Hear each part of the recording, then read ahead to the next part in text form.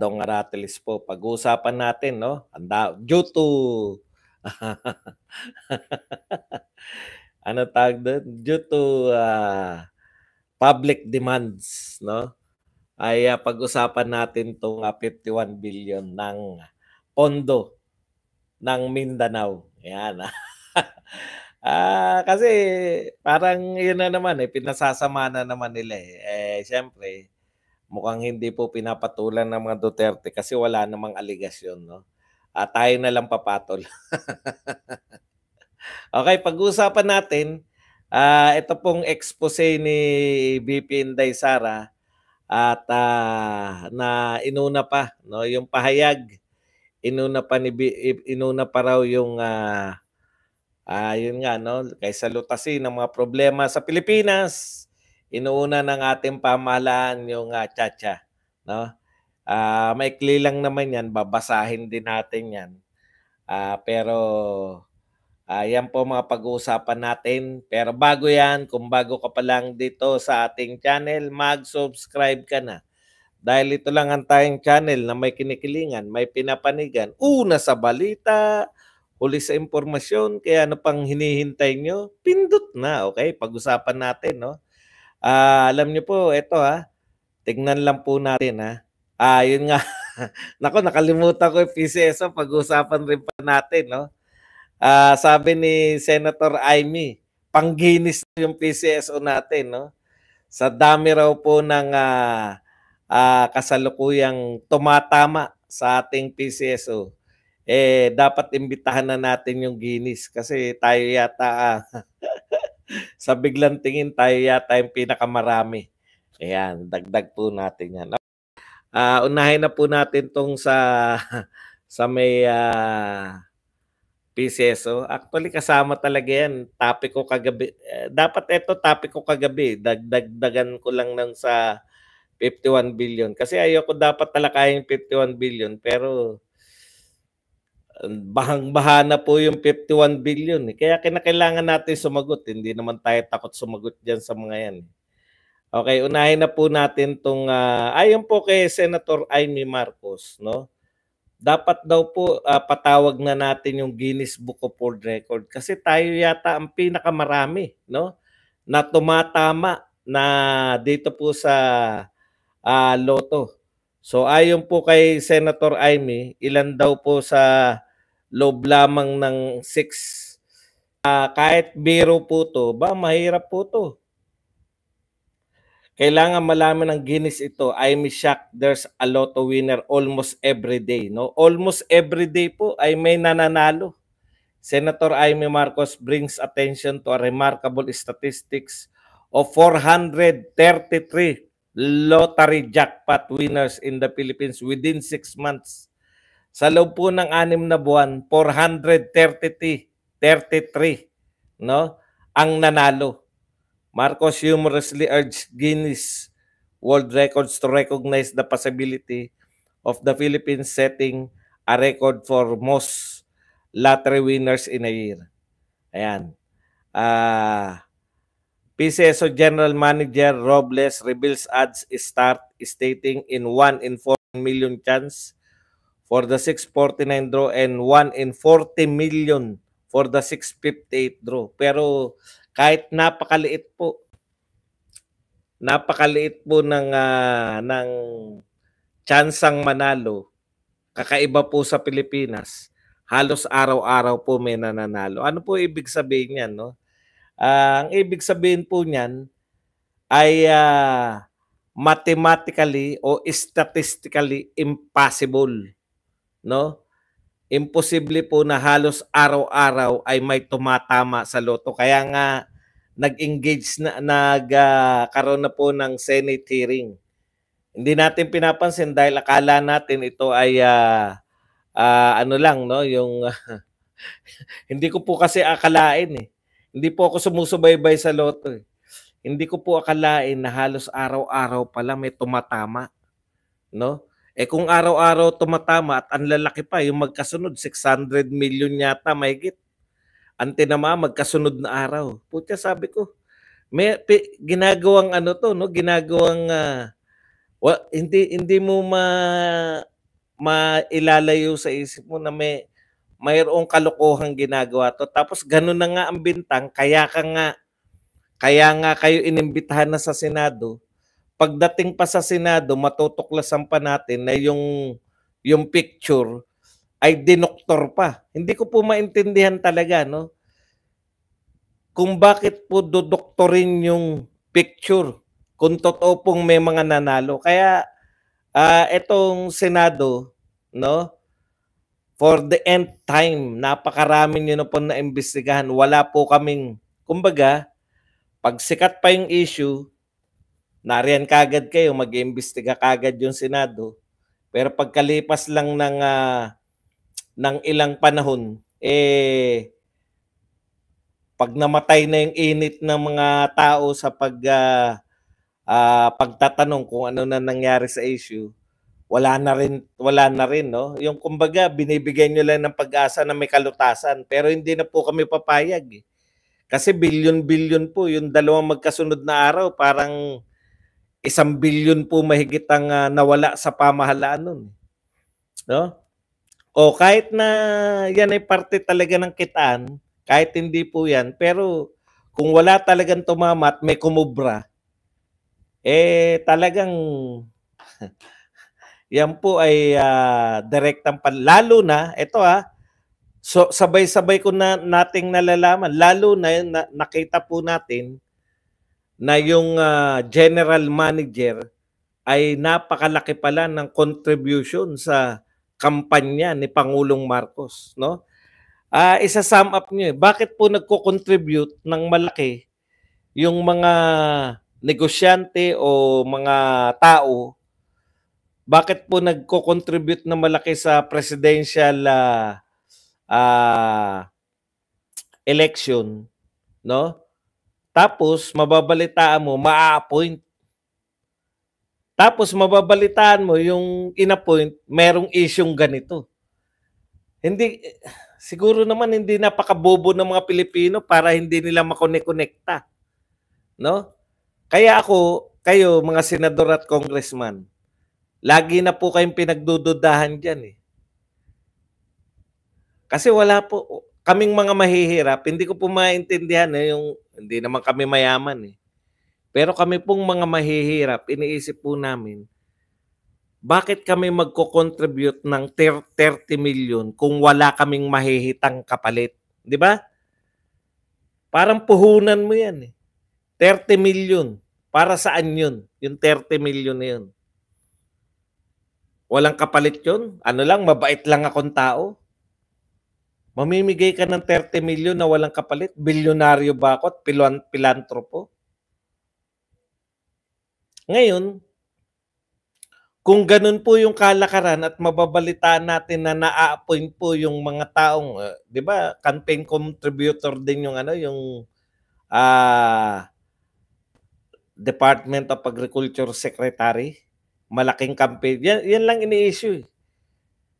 Ako suggestion ko sa mga congressman at senador, 'no, gumawa kayo ng batas para hindi kayo pagdudahan, gumawa kayo ng batas na bawal i-appoint ang mga kamag-anak o mismo yung nagbibigay ng campaign contribution. O para walang duda. Ewan ko lang kung mag-contribute pero para parehas ang laban, di ba? Kasi lahat po yan, eh. Katulad niyan, dalawa na po nakita natin ngayong administrasyon. Iisipin niyo ba na willing maglingkod talaga yung mga yan kung namuhunan sila ng salapi? Hindi ko sinasabing wala akong ebidensya, wala akong binibintang. Pero ano iisipin niyo? Tapos may anomalya na ganyan. O una, nag-expect po kami Senado, in-expect po namin na may mangyayari po diyan sa investigasyon niyo. Kahit po wala na sa iba. Hindi na po kami naghabol. Ito po, kinakailangan naming marinig, no? Bakit may burahan? Kung sa maliit nga na ano, no, kaya niyong gumawa ng mga picture na hindi naman pala yun, inaltered ninyo. Paano pa yung totoong buhay? Yan lang po no? Ang ugat po niyan sa tingin ko, hindi po yung per tao yung sistema. Yung sistema na nagka-campaign donation, tapos yung nagka-campaign donation ina-appoint, yun po yung questionable para sa aming mga mahirap. Kasi hindi po namin, kasi kaming mga mahirap, no? Bibigay po kami, naghihintay kami kahit papaano, parang bumibili ka niyan, di ba? Mahalaga sa amin yung pera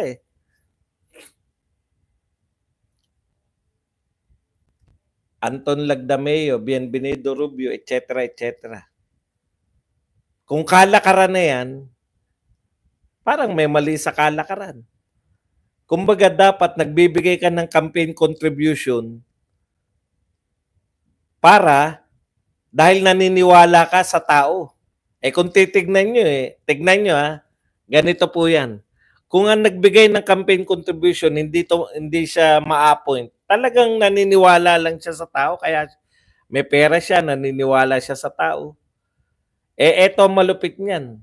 Tignan din natin, dapat bawal din na mag-contribute yung isang pamilya sa 2 kandidato. Mamaya po 3 kandidato pala yung kahit sino manalo, di ba? Pasok sila sa banga. Mahirap po yun. May intention lalo yun, yung sumusuporta sa 3. Okay, punta na po tayo rito sa 51 billion. Alam nyo, nasanay po sila Tinitignan nila yung trend. No? Dito sa Pilipinas, magpalutang ka lang, tapos ang sasagot na dapat, yung pinagbibintangan mo. Naging trend po yan nung nagsimula tong confidential fund ni Sara Duterte. No? Dahil kung legal kang tao, katulad ni Sara Duterte, bakit ko sasagutin niya? Wala namang akusasyon. Di ba? Okay. Ngayon, eto na naman, 51 billion. Wala pong akusasyon. Mag-real talk po tayo. Ang sinabi lang po ni congressman ko, ang laki naman ang binubuhos dyan sa Mindanao. Binigyan kayo ng 51 billion in 3 years dyan sa Mindanao. Walang akusasyon na binulsa yan, walang akusasyon. Magpaliwanag ka. Bakit magpapaliwanag? Wala naman kayong akusasyon. Tapos pasasamain na nila. Di ba? Katulad kay Sara Duterte, ano ba akusasyon sa 125 hanggang ngayon? Binulsa ba? Hindi. Ninakaw ba ni Sara? Hindi rin. Ano? Ginastos ng 11 araw. Ano po masama sa ginastos ng 11 araw? Wala lang. Gusto lang namin pasamain. Ngayon, eto na naman. Pero sasagot tayo Kinakailangan na nating i-stop tong ganitong kalokohan. Ang sasabihin ng mga yan, at ganito na nga ang sinasabi, bakit tahimik kayo sa 51 billion? Una, uulitin ko, wala kayong akusasyon. Hindi nyo sinasabi na ninakaw yan ni Pulong, hindi nyo sinasabi na yan ay binulsa ni Pulong. Ikalawa, masama po ba na magkaroon ng pondo naman ng Mindanao? Sa tingin nyo ba walang pondo ang Metro Manila?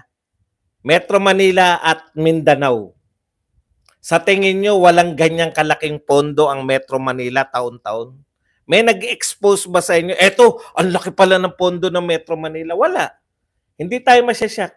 Normal lang sa atin na gastusan yung Metro Manila. Pero, pag ginastusan mo yung Mindanao, bakit nyo binibigyan ng pera yung Mindanao? Hindi naman parte ng Pilipinas yan. Di ba? Alam niyo po ba kung gaano kalaki yung Davao? Land area? Ang Davao po ang pinakamalaking syudad sa buong Pilipinas. In fact, ang Davao City ang pinakamalaking syudad sa buong mundo. Nakikita niyo po ba kung gaano kalaki yung Davao? Alam niyo po ba kung gaano kalaki yung Metro Manila kumpara sa Davao? No? Para lang kayo magkaroon ng perspective. Kasi akala niyo, tinutulad niyo siguro yung Davao, ang Davao parang Maynila lang. Hindi po. Yung buong Metro Manila, kasama Quezon City, Pasay, Manila, San Juan, Taguig, lahat po ng syudad dito sa Metro Manila. no?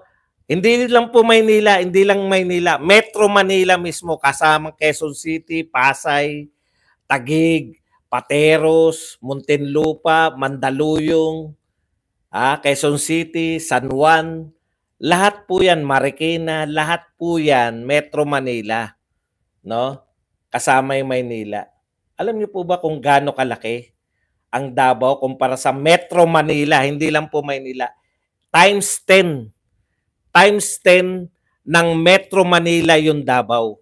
Tapos nagugulat kayo, pagbibigyan ng malaking pondo for the first time, ang taga Mindanao, binigyan ng malaking pondo na walang akusasyon na ninakaw, puta, nagwawala kayo lahat. Bakit po? Bakit po? Bawal ba? Oo, 51. Bakit po bawal na magpondo sa Mindanao naman?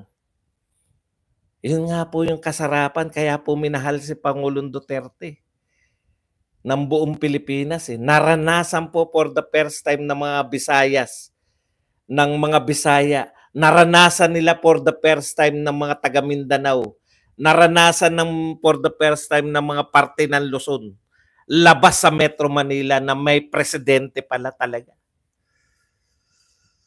No? Binibigyan ko po kayo ng alternative na pag-iisip. Hanggat wala silang binibintang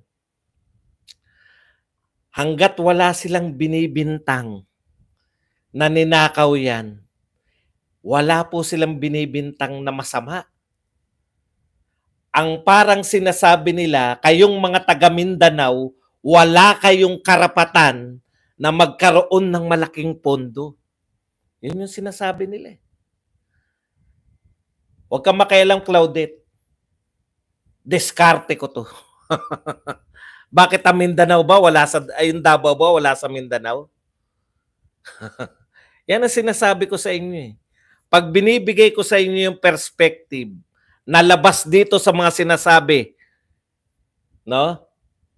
Bakit kayo natatakot sa katotohanan? Kayo nagsasabi magpaliwanag kami. Pinapaliwanag ko sa inyo, merong bang ninakaw? Hindi ko sinasabing totoo yan, Ang nag-aakusa nga, sinasabi niya, nabalitaan niya Hindi pa nga siya tsak Ipagpalagay na natin. No? Ipagpalagay na natin na totoo ang 51 billion. Pagpalagay na natin ng totoo ang 51 billion. Bakit po kayo umaangal na magkaroon naman ng poponduhan sa Mindanao? Pag yan po nilagay sa Maynila, may question ba sa inyo? Wala, kasi regular na silang nabibigyan ng malalaking pondo. Bakit po pag taga Mindanao na po ang nabigyan ng malaking pondo? Masama na po. Matagal na po napopondohan ang Metro Manila. Ang lalaki na po ng mga infrastruktura. Nagugulat nga ako, may pondo pa rin sila sa paggawa ng kalsada. Ang ginagawa nga po sa Metro Manila, binabasag na yung diyan po sa Mindanao, sa Kabisayaan, nakakakita po ako riyan na talagang may dinadaanan. Napapanood naman natin sa mga TV5 o sa mga GMA7, yung mga kung ano-ano nila. May nakikita po kayo na na mga daanan na halos lubak-lubak, na halos hindi nakatikim ng semento. Sa Metro Manila po, babakbakin na yung semento para dahil kasi may pondo Wala na pong lupa na kalsada sa Metro Manila. Pero bakit taon-taon po meron pa rin pondo yung DPWH sa NCR? Walang kumu-question. 'Di ba? Pero once na magbigay ng isang malaking pondo, ng 3 years yun 3 years. Hindi po yung pondo ng isang taon lang. Ang pinakamalaking syudad sa buong Pilipinas, hindi lang sa buong Pilipinas, pinakamalaking syudad sa buong mundo. Naintindihan nyo ba kung gaano kalawak yung Davao City? ikukumpara nyo sa Maynila. Pero ipondo mo yan sa Metro Manila. Pagsamahin nyo pa yung Metro Manila at Cebu, wala pa rin po. Ang Cebu po, Metro Cebu, times 5. Ganun po kalaki yung Davao. Pero pondohan nyo po yung isang syudad sa Maynila, wala pong ku-question. Bakit? Bakit nyo ku-questionin? Maynila kami. Pero nagpondo ng malaki sa pinakamalaking syudad sa buong mundo. Bigyan nyo ng perspective. Pinakamalaki sa buong mundo yan. Ngayon ang tanong, wala bang pinunta? Bulsa ba napunta yan? Puta, baka malula kayo nung pumunta ko ron. Yung mga proyekto sa Davao, grabe. Ang laki na nun, ha? Ang laki po. Maniwala kayo, napakalaki ng Davao, eh. Tulog na ako, nagising na ako, eh. Davao pa rin ako, eh.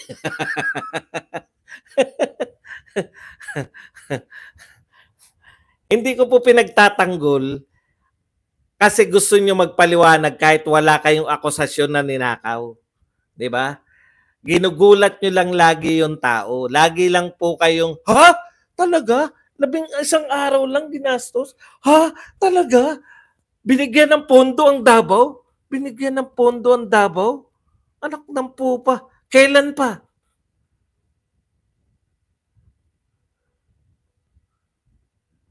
Kailan pa po? Alam nyo, maraming salamat na rin sa buwa-buwa batikos kay Paulo Duterte. Bakit? Kada sinisiraan nyo yung mga Duterte, tumataas sa survey. Next survey, baka maniwala na ako. Pumasok na sa top 12 si Pulong Duterte for senator. Maraming salamat sa yung coastal road na lang po siya, malulula kayo. Huwag nyo sabihing libre yun.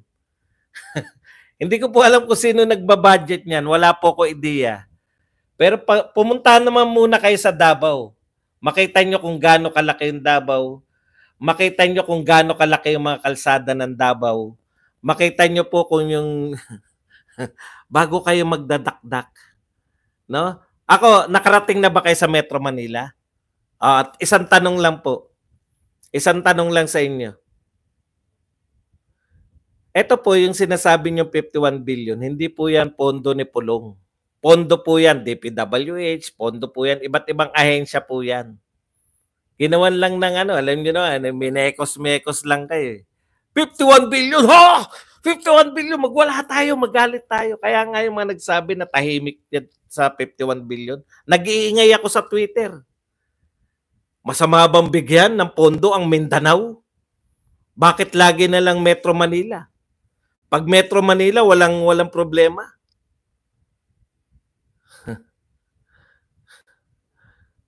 Ngayon, tanongin niyo sarili niyo. Pinakamalaking syudad po yan sa buong mundo. Real talk po. Tanongin niyo sarili niyo. Yung nagbibintang ba sinabi na ninakaw ni Pulong? Hindi. Ano sinabi? Mayroon daw malaki na pondo. Hindi ba it's about time na pondohan natin yung malalaki na magsimula tayo sa malalaking syudad? Sunod natin Cagayan de Oro. Isunod natin yung Samar Leyte na taga ron si Romualdez para magkaroon naman. Alam niyo po, eto magtapatan na tayo. Leyte ba o Samar? Si La Romualdez, Leyte. No? Sana naman po kinakantsawan niyo yung Davao City. Napunta na ako sa Davao eh. Makikita nyo talaga yung development ng Davao. Bago talaga yung semento, tinikman ko eh. Actually, nagpunta ako ron, sarado pa yung wala pa, kumbaga yung parang pasyalan pa lang yung coastal road. Hindi pa talaga pinagagana. Ewan ko ngayon, parang gumagana na yung coastal road. Yun yung sinasabi ko sa inyo. Pinakamalaking syudad, ikukumpara nyo, hindi kayo nagtataka. Bakit may pondo pa sa Metro Manila yung mga kalsada? Di ba? Eh, lahat naman dito sementado na. Mag-isip din kayo. Babakbakin yung semento para makapagpatayo ng semento uli. O kaya kung sementado na yan at madaling masira, bakit madaling masira? Binubulag lang kayo sa mga bilyon-bilyon. Yeah? Kailan lang nabiyayaan yung pinakamalaking syudad sa buong mundo? Kailan lang nagkakaroon ng pondo? Marami pa pong paggawain doon. Baka magulat kayo sa mangyayari doon. Ang Davao po, tagusan po yan sa Mindanao. Kaya po ang sinasabi ko, Mindanao. Unlike po ng Metro Manila, dito na yan eh. Kayo-kayo lang sa Metro Manila, tayo-tayo lang dito sa Metro Manila eh. Pero ang Davao po, lagusan po yan sa Mindanao. Hindi po metro, hindi po ano lang yan, isang lugar, no? Ang sineserve po ng Davao, wala kasi kayong ka-ideya kayong mga taga Maynila. Ang sineserve po ng Davao, halos buong southern part ng Mindanao. Yun ang problema. Merong mga nagpakape, hindi ko mabasa. Teka babasahin naman natin eh. Siyempre, i-recognize naman natin. Minsan na lang may magpakape. Okay na po ba yun? Hintayin nyo pag pinagbintangan na binulsa. Wala naman po eh. Sinasyak lang po kayo eh. Ganyan po yung ginawa nila. 11 days. Ha? 11 days ginastos? Grabe naman si Sara. Din tayo lahat. Pero ang tanong ba, binulsa ba? Tinanong si Samba na binulsa? Hindi po. Ngayon, inaakusahan bang binulsa? Yung mga kaso nila, yan yung mga inakusahan sila na binulsa, di ba? Kaya nga may kasong plunder eh. Nagkaso ba? Billion po to.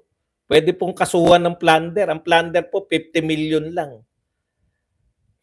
Asa na ba yung nagpakape? Nawala na tuloy yun.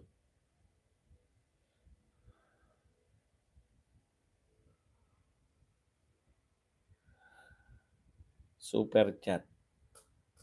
Thank you very much, sa pakape. Yan. New Zealand, $5. Etong isa hindi ko mabasa kasi ewan ko bakit may takip.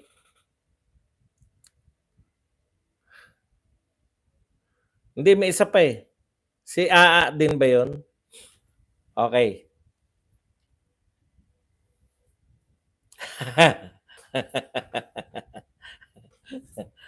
Ano nga ang problema ron? Hindi nyo nga kasi naintindihan yung Davao. Hindi, wala kayong ideya sa Mindanao, no? Ang Mindanao, ang Davao City po, ang kinikater po niyan, hindi lang po Davao City. Yung Davao City itself, napakalaki na. Kung wala kayong ideya, ito po, ganito po siya kalaki. No? Lahat po ng siyudad sa Metro Manila, pagsama-samahin nyo, Manila, Quezon City, Pasay, San Juan, lahat po yan, lahat as in lahat. Times 10 nyo po, ganun po kalaki yung Davao. Dapat po, sa normalidad, times 10 nyo po yung budget ng Metro Manila. Hindi na nga po times 10 eh. 51 billion lang nga eh. Pero kung makapag-react kayo, parang inagawa na ng trono yung Metro Manila. 'Di ba? Yun yung sinasabi namin eh. Bakit ngayon? Na magandang katanungan. Bakit ngayon after 3 years? Tapos na si Pangulong Duterte, bakit ngayon inuungkat? Alam niyo kung bakit ngayon? Ngayon kasi nagsalita si Paulo Duterte. Napakapikon ng leader ng mga congressman. Tatandaan niyo sinabi niyo, yung tambalaslos ni Sara Duterte, hindi niya na nakalimutan yun. Kaya nga kinanayong confidential fund eh. Ang tagal na no, nakala natin magkabati na sila, di ba? Thank you very much kay Judith Biado na nagbigay po ng 50 Hong Kong dollars. Nag-abrasyete na si Sara Duterte dito, yung minsang hinatid nila si BBM, di ba? Tuwan-tuwa ako noon, ay salamat, nagbati na. Pagkalipas lang ng ilang araw, binomba nila ng confidential fund. Hindi po nakakalimot eh. No? Yan po nangyari kay Pulong. Pero ito ang ganti ng mga taga Davao. Congratulations po sa Davao is not for sale na kampanya nila, no? Alam po ninyo, Kaya galit na galit po ngayon kay Pulong Duterte at sa mga taga Davao, isang distrito lang po ang hindi umabot sa 3%. Balewala na po yung pinapirmahan nyo sa buong Pilipinas. Kaya po hindi po kayo na kailangan, nagtataka kayo bakit walang kampanya sa Manila is not for sale, Makati is not for sale. Lahat po yan pwedeng maka 3%. Isang distrito lang po, kinakailangan mag-concentrate lang sila sa Davao. Pag yung Davao hindi nakapagpapirma doon ng 3%, wala na po yan. Kasi every precinct, yung po nakalagay sa batas, every precinct dapat may 3%. Kaya po maganda po yung ginagawa nyo sa Davao. Congratulations, iligtas nyo po yung Pilipinas mula po rito sa hindi makatarungang pirma por chacha. No? Okay. So, kayo, binibigyan ko po kayo ng proper perspective. Napakalaki po ng Davao. Times 10 po yan kasi laki ng Metro Manila para magka-idea kayo. Times po 5 po yan ng Metro Cebu. No? Ganyan po sila kalaki. Tapos yung budget po, hindi po times 10 ng Metro Manila at hindi po times 10 ng Cebu. Real talk po. O bakit ganun? Yun na nga eh. Tapos nagkaroon lang ng malaking budget, ginawa pang issue. Ang tanong, ninakaw ba yan? Hindi ba DPWH yan? Hindi pa sa mga ahensya yan? Yan ba direkta? Yan ba kay Pulong yan? Hindi po. Sa iba't ibang ahensya po yan. Ganun ba dong? Hindi ba yan binigay kay Pulong at siya bahala sa DPWH? Hindi po. Sa DPWH po yan na po dito sa Davao at iba't ibang ahensya. Kaya nga, gusto nating ilabas nila eh. Kung si Pulong ba talaga yung may hawak nun eh. Kasi alam ko, wala namang ganun. Distrito mo lang, mabibigyan yung DPWH dyan, mabibigyan yung iba pang ahensya dyan, pero hindi ikaw ang hahawak. Iba po yung pinag-uusapan natin na yung pera nila, yung pondo nila ng mga congressman. Iba po to, no? Ito po yung distrito mo pero binuhusan ng pera yung distrito mo. Kasi Congress po yung 'di ba? Congress yung sila yung power of the purse. Sila po yun eh. Kaya nga, ano yung pinagbatayan? Wala namang audit. Yun nga po yun eh. Yan, nagsasabi tayo na audit. Kaya binabalik lang muna natin sa kanila, pansamantala. Kasi mahirap po manahimik dyan sa mga tukmol na yan eh. Pag wala po nagsalita tungkol dyan sa 51 billion na yan, hahayaan lang natin silang palakihin katulad ng confidential fund. Ang tanong lang natin, bawal bang pondohan ang mga taga Mindanao? Dapat ba ang pondo lagi Metro Manila lang? Pag mga taga Mindanao ba pinondohan, magagalit kayong lahat sa buong Pilipinas? Hindi ba it's about time na pondohan naman natin ang ibang parte ng Pilipinas? Pondohan din natin yung CDO. Kasi CDO, yan din, isa rin yan sa mga sentro ng sa north naman ng Mindanao. Etong Davao, dito naman bandan sa south ng Mindanao. Bakit po masama na pondohan ang mga taga Mindanao? Yan ang question ko eh. Bakit po bawal po bang may malaking pondo sa mga taga Mindanao? Kung mali po yan, di pakita nyo na mali. Ano ang mali? Hindi yung sasabihin nyo, ang laki pala ng pondo kay Pulong.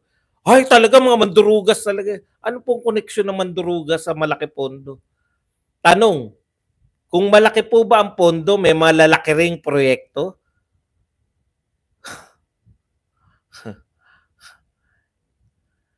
In the first place, totoo ba yung 51 billion for 3 years? Alam ko may COA report si Kong Pulong. At doon lahat sila maglalabas din ng COA report.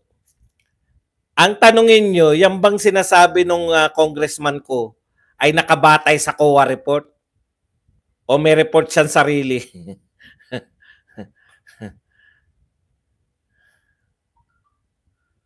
Pondohan din natin yung ibang parte ng Pilipinas, hindi lang po Metro Manila. Bilyon-bilyon taon-taon, wala pong umaangal. Kung maghagilap din kami ng ilan ng bilyon ng budget ng Metro Manila at magagalit din kami dahil malaki, hindi po problema yun eh. Dapat malalaki sa lahat.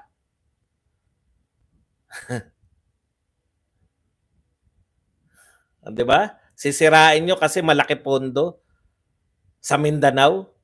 Eh, kung ang Davao hindi makakakuha ng malaking pondo, anong parte ng Mindanao ang bibigyan nyo ng malaking pondo? Kung yung pinakamalaking pondo, kung pinakamalaking syudad sa buong mundo paulit-ulit po ako. Wala kasi kayong perspective ng Davao. Akala nyo siguro Davao, Metro Manila na ilang istasyon lang ng LRT. Di ba? Ilang istasyon lang ang LRT ng Maynila.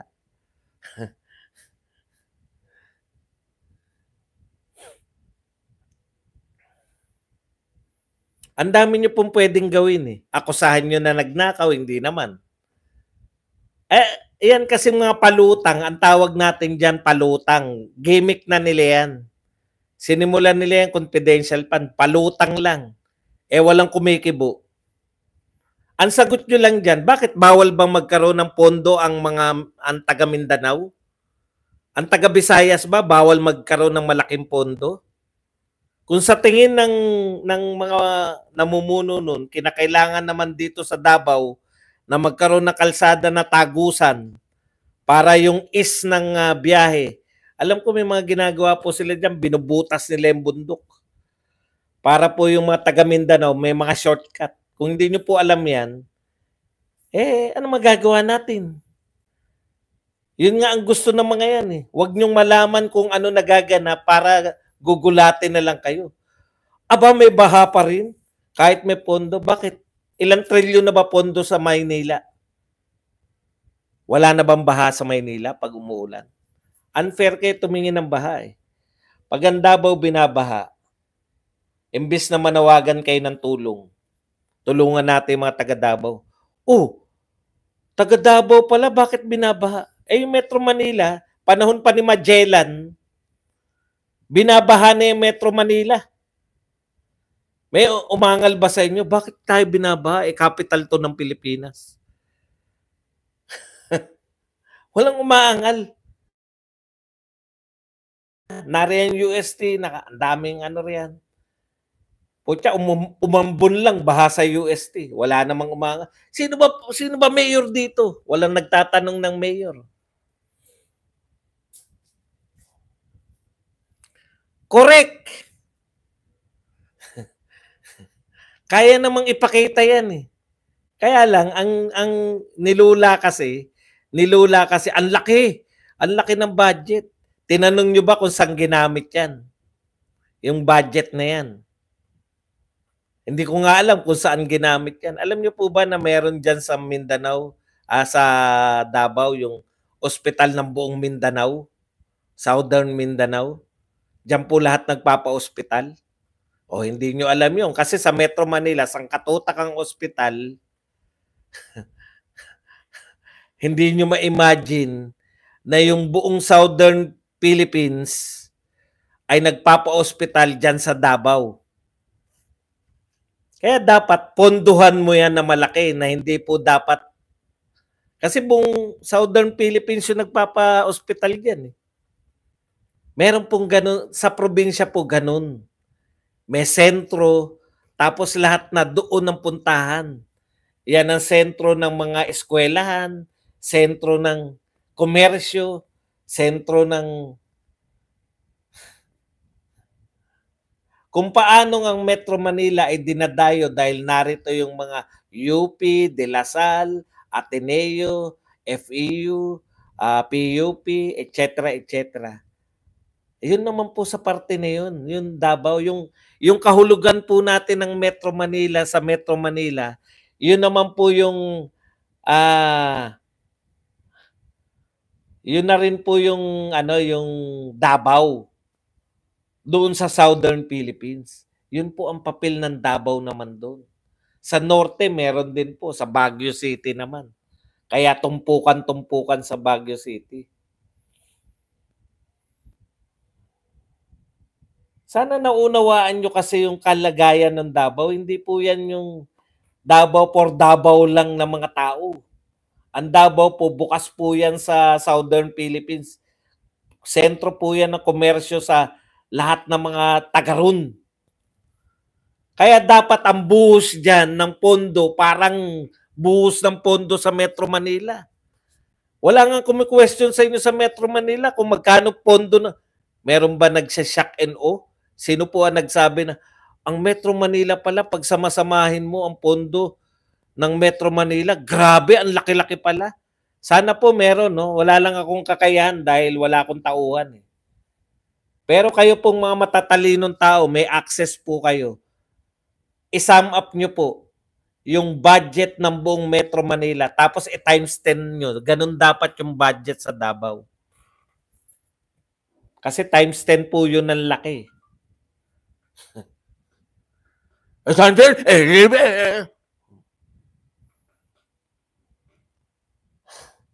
Nagugulat kayo kasi may presidente na nagpopondo ng malaki. May presidente na nagpondo ng malaki sa ibang lugar. Eh yung bang Cordoba Cebu Bridge na yan, may nag-question ba sa taga Cebu?